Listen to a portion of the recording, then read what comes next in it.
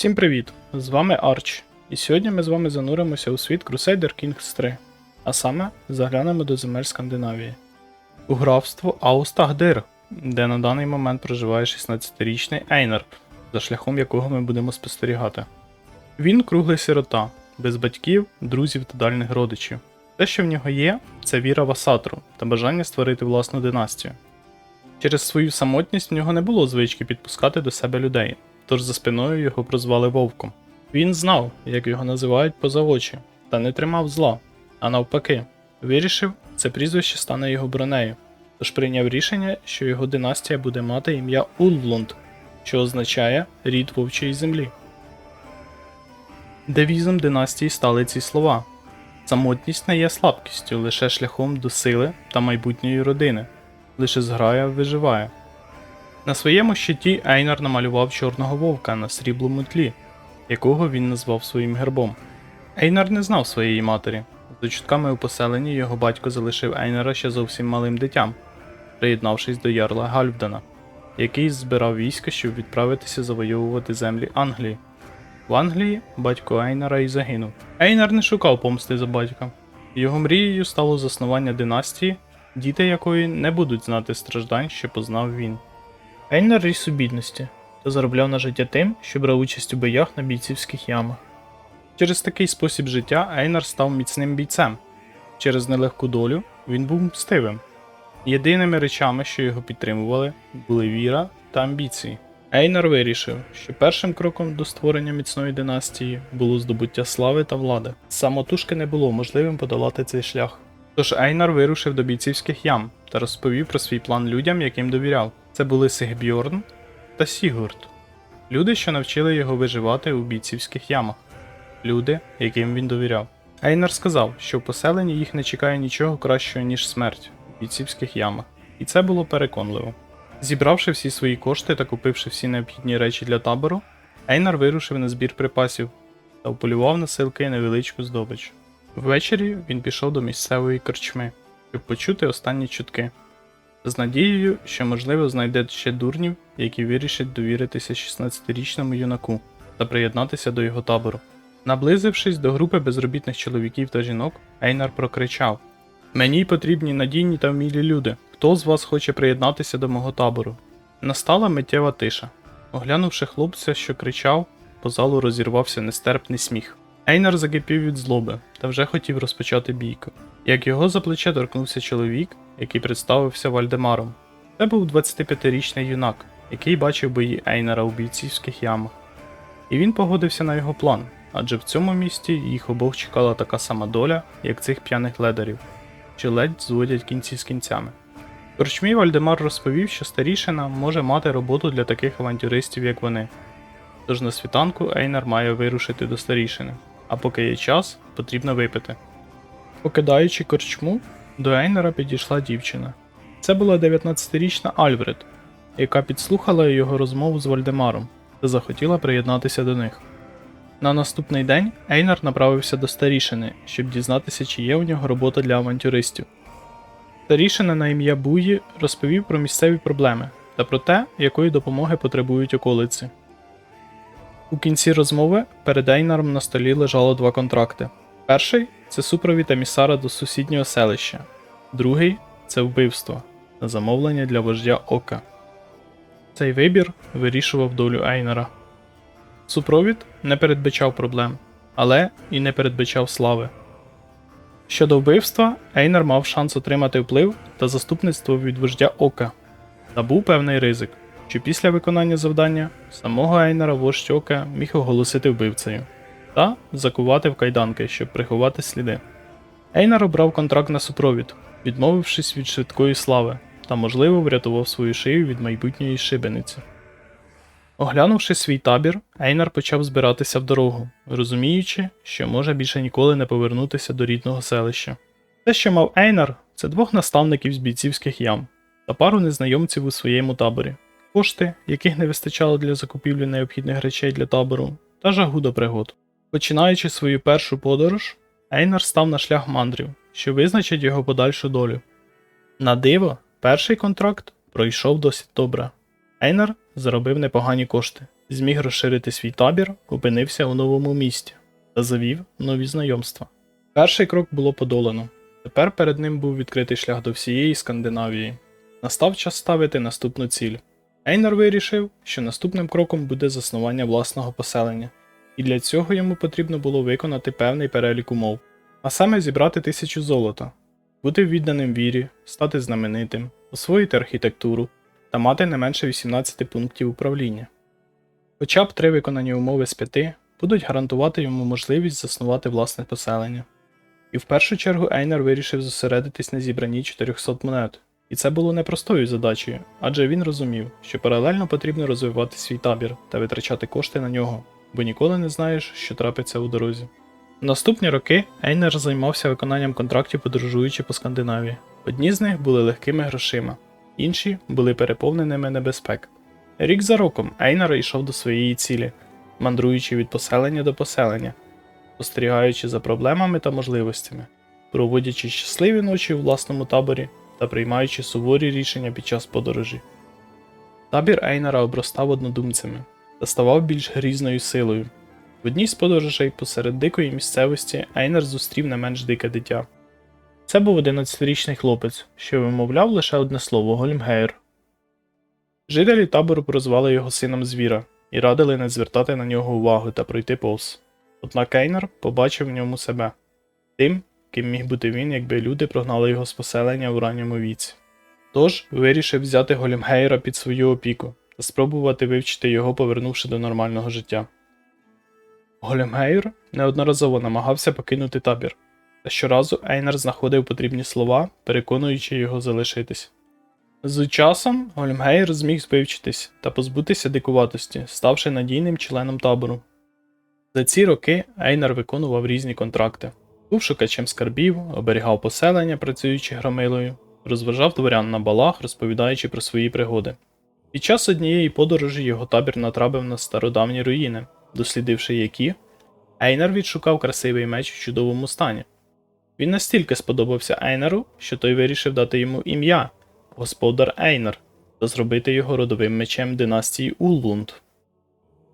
Час від часу у таборі виникали сварки, іноді досить серйозні, та будь-які спроби вирішити їх зброєю суворо каралися Ейнаром.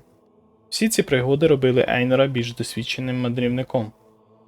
З часом табір розрісся настільки, що довелося приймати власні закони, щоб зберігати порядок, і розвиватися безпосередньо як табір, що в першу чергу виконує контракти, за які беруться лише досвідчені воїни-найманці. З часом Ейнар, здобуваючи золото та славу, навіть зміг забезпечити утримання професійних воїнів, тож наразі його табір супроводжували 200 добре озброєних воїнів, а саме сотня стрільців та сотня варязьких ветеранів, які були сформовані з місцевих жителів Скандинавії та хотіли служити під командуванням Ейнара. І він зміг брати контракти, які вирішували долю околиць, а саме брати участь у справжніх війнах та схиляти ваги сторін в одну чи іншу сторону. Першим таким контрактом стала допомога вождю Ульву, який вів відчайдушну оборону у війні за завоювання домену Гауль-де-ла-Фюльке. Ейнар розумів, що ставки підвищуються, його ім'я пролунає на всі тутешні околиці, і один з правителів Скандинавії, де розташований табір Ейнара, стане його прямим ворогом. Та доля не лишала йому вибору, адже він досі був далеко від своєї мрії. Він прийняв контракт та повів своїх воїнів на підмогу до союзників, які щойно перемогли у битві проти противників. Об'єднавшись, військо пішло в атаку прямо на столицю ворогів. Відстоявши осаду, місто було під контролем Ейнара та його союзників, після чого вороги оголосили про поразку. Це була перша війна Ейнара, та не остання. Хвилювання зникло, і війна стала звичайною справою Ейнара та його табору найманців. За наступні роки він неодноразово зазнавав смаку перемог та поразок. Час минав. Ейнару вже виконалось 30 років, а він ні на крок не наблизився до своєї мети. Він не здобув ні золота, ні достатньої слави, не здобув і пошани у вірян, не освоїв архітектуру та не просунувся у здібностях управління. Жоден правитель не погодився б дозволити Ейнару збудувати власне місто у його володіннях. Він не мав ані дружини, ні дітей. Все, що в нього було, це надійні люди у таборі та невеличке досвідчене військо. Ейнар вирішив звернутися до богів Асатру. Їх було багато. Кожен з них заслуговував на повагу. Та Ейнар знав, якщо почати відкрито поклонятися одному із них, ти отримаєш його благословення та безсумнівно привернеш до себе увагу однодумців. Ейнар вирушив у своє рідне селище та пішов до святині, де дав клятву Тору. Він присягнувся, що не відступиться від своєї мрії, яку здобув тут у 16 років. Рідне поселення нагадувало йому про шлях, який він пройшов. Все здавалося таким знайомим, та вже було таким чужим. Не бажаючи більше надовго залишатися в місті, наостанок Ейнар вирішив заглянути у корчму. Все як 14 років тому, з посмішкою подумав Ейнар, оглянувши залу, де колись з нього сміялись місцеві мужики. Ейнару стало цікаво, якби вони були тут, чи осмілились би зараз посміятися йому в обличчя. І тут Ейнара немов вразила блискавка. Його серце забилося швидше, а погляд відмовлявся відводити очі, які дивилися на світловолосу красуню на іншому боці корчми. Ейнар запитав у господаря, чи відоме йому ім'я цієї дівчини, і таким чином дізнався, що її звати Гюнхельд. Перехиливши Ель, Ейнар вирушив до її столика. Зав'язалася розмова, в ході якої Ейнар запропонував Гюнхельд приєднатися до його табору. Через деякий час Ейнар запропонував Гюнхельді вийти за нього заміж, і вона погодилась. Щоб знайти селище з пустими руками, Ейнар вирішив взяти контракт на супровід та вирушив морем у дорогу, де на нього чекало справжнє випробування. На горизонті з'явився жахливий силует. Корабель, по самі вінця набитий різношерстним розбійницьким набродом, наближався до нього. І беззубі посмішки його команди не обіцяли нічого доброго ні йому, ні його трюмам. Ейнар швидко почав думати, як вийти з цієї ситуації. Із усіх варіантів найбезпечніший передбачав втрату золота та провізії табору. В усіх інших була ймовірність загинути тут і зараз. Ейнар вагався, але не хотів зраджувати сам себе та пускати піратів на корабель, де була його дружина. Тож вирішив дати бій. У запеклій боротьбі піратів було подолано, а їх капітана Фридріка було відправлено на дно моря, після чого корабель Ейнара зайшов у порт до місця призначення. І йшли роки, і все більше у таборі розпочинались сварки. Кошти та припаси, які вони здобували, дуже швидко йшли на потреби. Люди хотіли того, що їм обіцяли. Вони не хотіли вічно бродити по світу та ризикувати життям у небезпечних війнах. Вони хотіли власну землю, на якій вони могли жити по своїм законам. Ейнар розумів, що від своєї обіцянки перед собою та людьми йому немає куди подітися, але отримати дозвіл на заснування власного поселення наразі можливості не було. Ейнар проводив роздуми днями і ночами, до дня, поки Гюнхельд не подарувала йому двійню – сина та доньку. Ейнар обрав сину ім'я Аскель, що означало «відданий богам». Гюнхельд обрала ім'я доньці, яку назвали Руна, що означало «таємниця». В той день Ейнару було 35 років, і він, тримаючи на руках новонародженого сина, зрозумів, що більше немає часу блукати по світу у пошуках вдачі. В нього було хоч і невелике, але досвідчене військо, яке налічувало 5 сотень бійців, що було більшим, ніж мали деякі скандинавські вожді. Тож Ейнар вирішив брати силою замок, у власника якого не буде ані сил його стримати, ані союзників, що прийдуть на допомогу. Задача була не з простих, тож настав час збирати інформацію. Подорожуючи по Скандинавії та виконуючи контракти, тепер Ейнар збирав чутки про вождів, у яких були проблеми. Зовсім скоро, через рік, дружина родила ще 2 доньок, яких назвали Б'єрг, що мало значення захист, та Скульт, що мало значення доля. Час минав, діти зростали. Аскель досяг 3-річного віку, і настав час серйозно займатися його вихованням. Ейнар не бажав йому долі воїна, що була у нього, тож вирішив навчати його змалечку дипломатії, щоб він став гідним правителем, який втримає династію Уллунд після Ейнара. З головною метою Ейнару не щастило. Щойно він отримував надійну інформацію про замок, який можна взяти силою, за час подорожі до нього вождь замку встигав укласти вигідний союз, чи давав присягу та ставав васалом більш могутнього вождя, або ж замок і зовсім займали силою, випереджаючи Ейнара. У своїх пошуках вразливого замку Ейнар вів свій табір все глибше на північ у землі Скандинавії, де проживав зовсім чужий народ для таких скандинавів, як Ейнар. Це були Саами, інший народ, який мав і іншу віру, що носила назву Уконуско.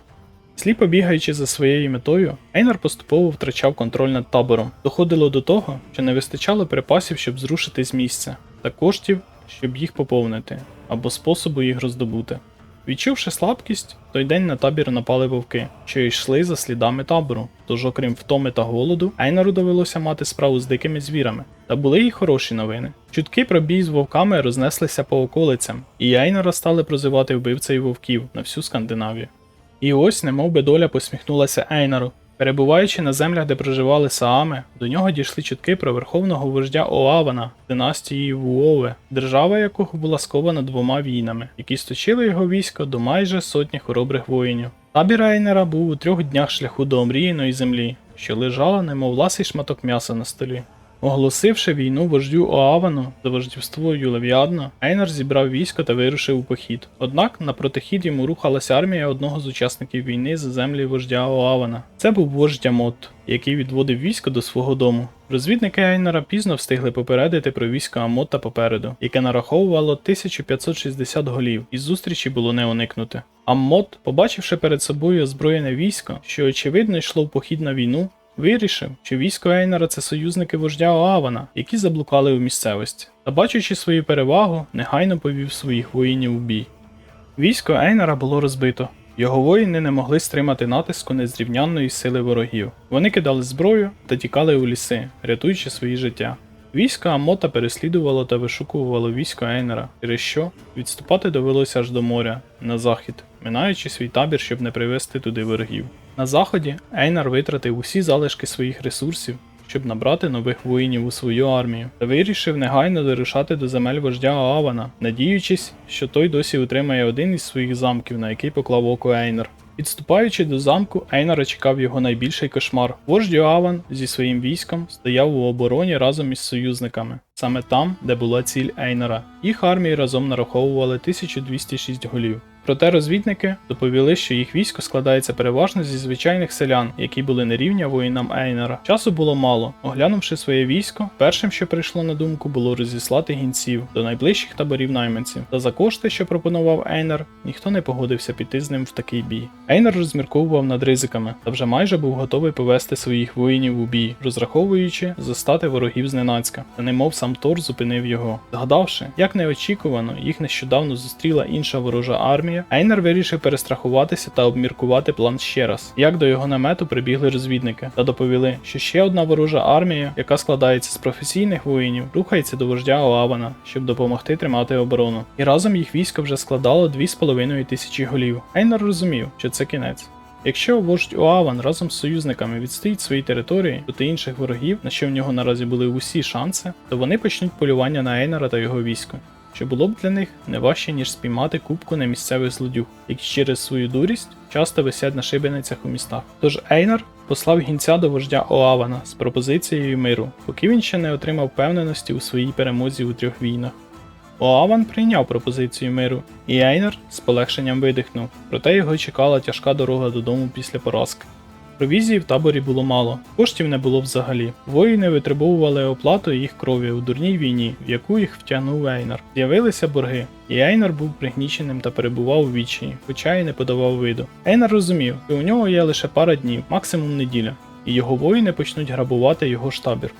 Неочікувано на світанку до табору прибіг гонець вождя Рібме, який прочув про невеличке військо Ейнара через нещодавні події, та запропонував Ейнару доєднатися до його війни за пристойні кошти. Дізнавшись деталі, Ейнар розумів, що війна, яку веде вождь Рібма, буде безнадійно програна, та він не мав вибору відмовлятися, тож погодився на пропозицію з умовою, що йому дадуть 3 дні на збір війська. На щастя Ейнара, через декілька днів не встиг він зібрати військо у похід, як до нього дійшли чутки, що вождь Рібма програв війну та був битий. Цей факт звільняв Ейнара від зобов'язань та залишав золото при ньому. За таку вдачу Ейнар подумки знову подякував Тору. Коштів вистачило покрити всі борги та заспокоїти невдоволених. І новина про те, що не доведеться йти на тяжку війну, принесла до табору радість, якої вже давно тут не було видно. Окрім цього, після смерті вождя Рібме до влади прийшов його 13-річний син Растос, у якого після тяжкої війни батька було невеличке військо у 435 голів, та зовсім не було союзників.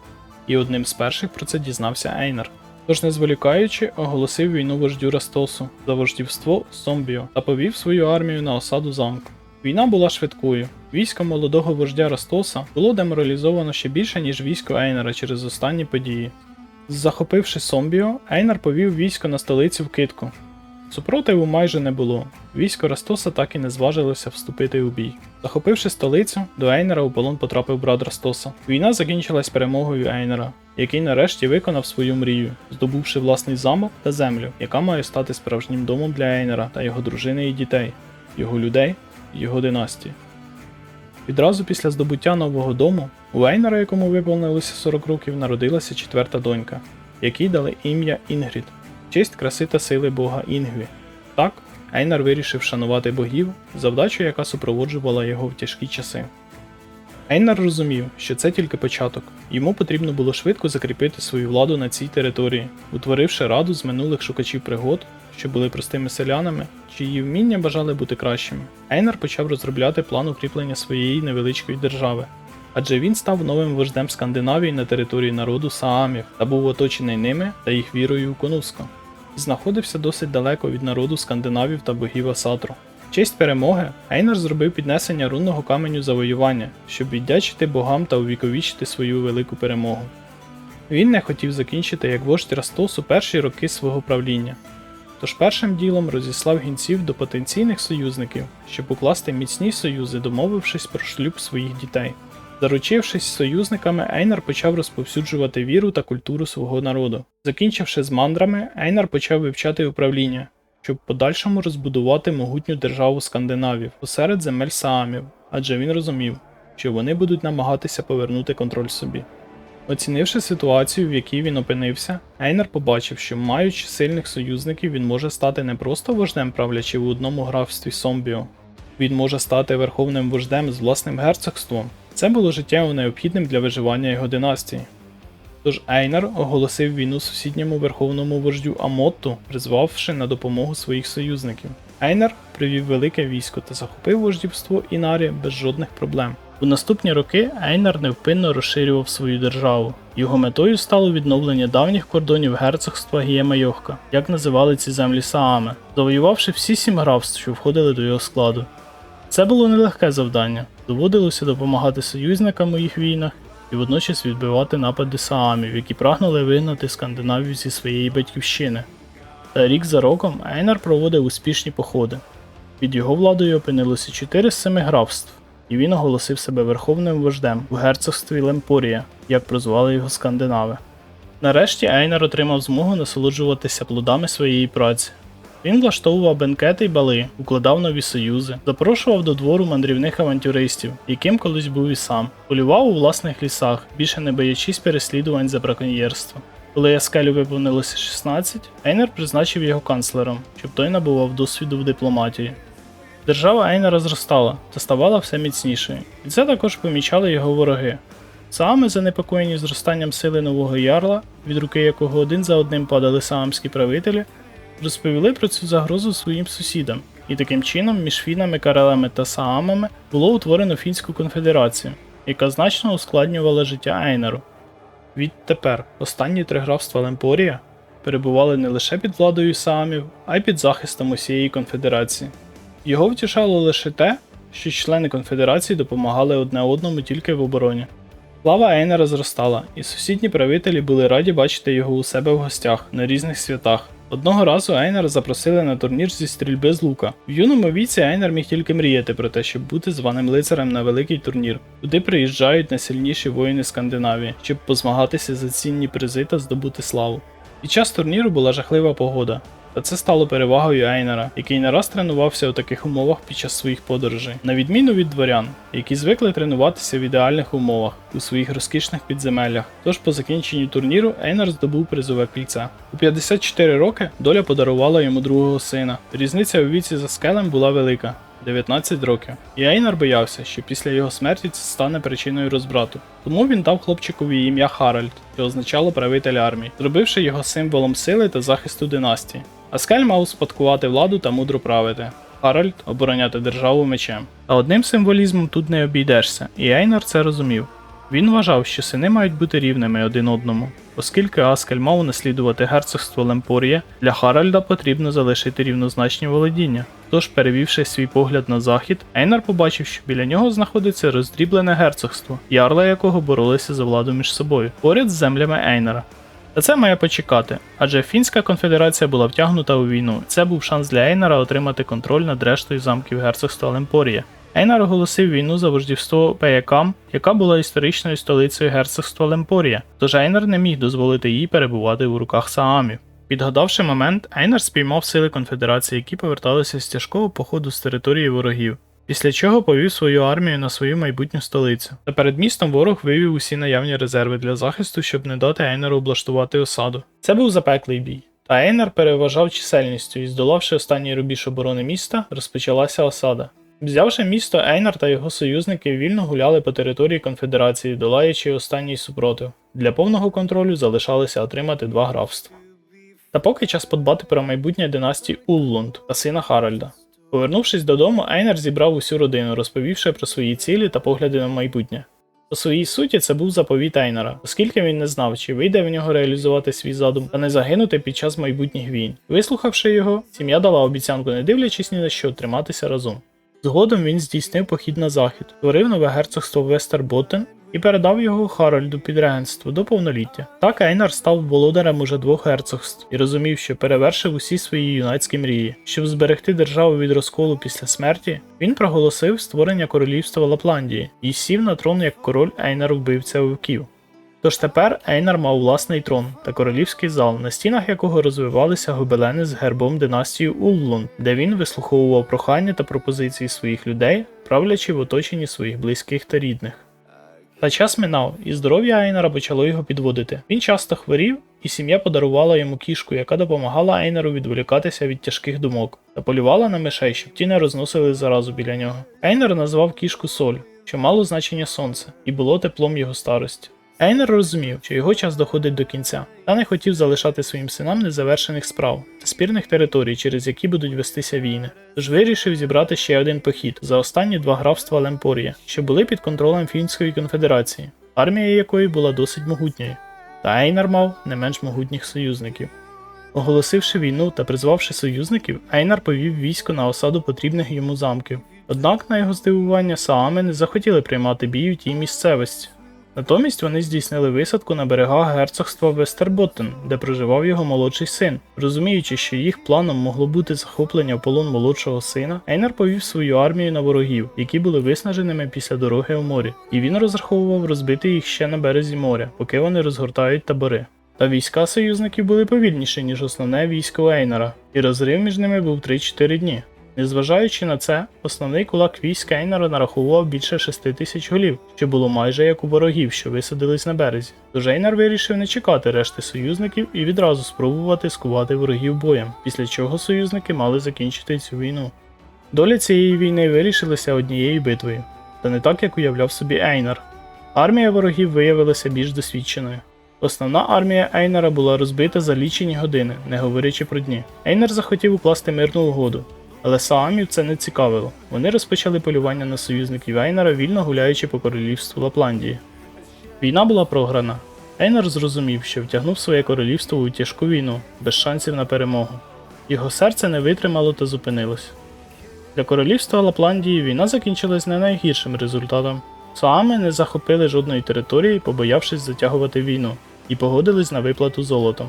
Аскель поховав батька за скандинавським звичаєм. На поховальному багатті він поклав у руки Ейнара родовий меч, увіковічивши реліквію разом із засновником династії. Як і задумував Ейнар, Аскель став королем Лапландії і володарем Лемпорія, а Харальд – герцогом Вестерботтену та вірним васалом брата. Гюнхельд зберігла настанови Ейнара та слідкувала, щоб її сини стояли пліч-опліч та були опорою один для одного.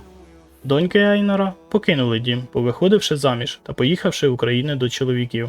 Так завершився шлях Ейнара від авантюриста до короля. І так почалася нова доба династії Уллунд. Якщо вам сподобалось відео, ставте лайк та підписуйтесь на канал. До зустрічі у наступних хроніках.